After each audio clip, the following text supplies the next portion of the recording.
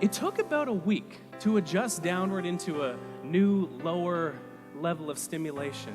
But once I did, I noticed that three curious things began to happen.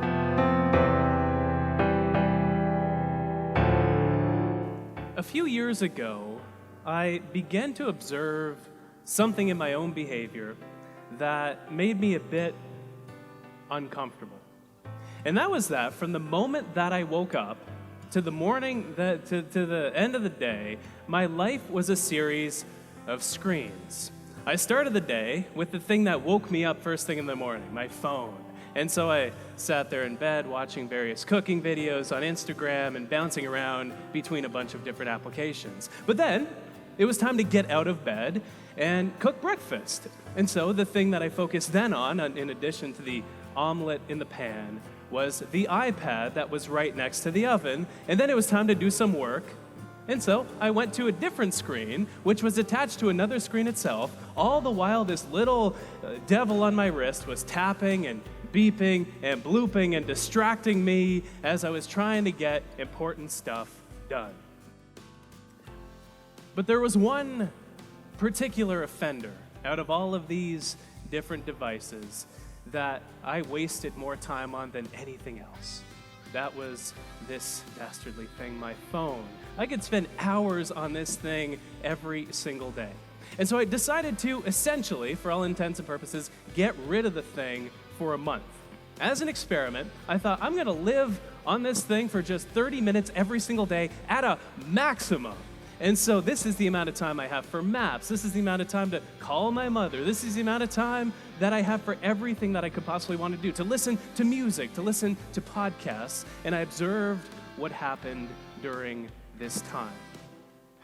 It took about a week to adjust downward into a new, lower level of stimulation. But once I did, I noticed that three curious things began to happen. First, my attention span grew.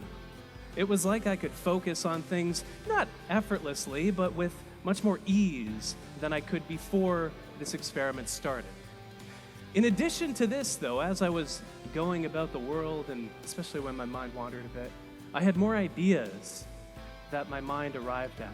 And on top of this, I had more plans and thoughts about the future. Getting rid of one simple device led to these three effects. Why? Noticing this a few years back led me on this long journey to get to the bottom of what it takes to focus in a world of distraction. I poured over hundreds of research papers from front to back.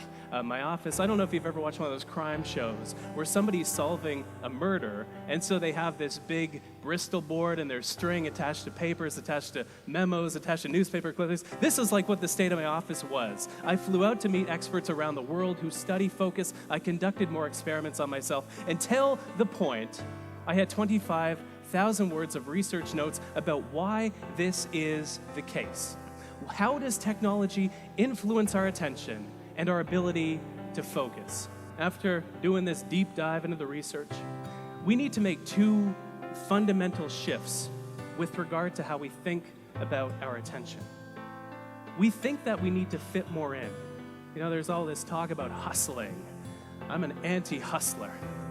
I'm one of the laziest people you'll ever meet, and I think that's what gives me so many ideas to talk and write about. We don't need to fit more in. We're doing enough. We're doing too much. We're doing so much that our mind never wanders anymore. It's sad. This is when our best ideas and plans come to us. We need more space. The second shift. We like to think of distraction as the enemy of focus. It is not. It is a symptom of why we find it difficult to focus, which is the fact that our mind is overstimulated.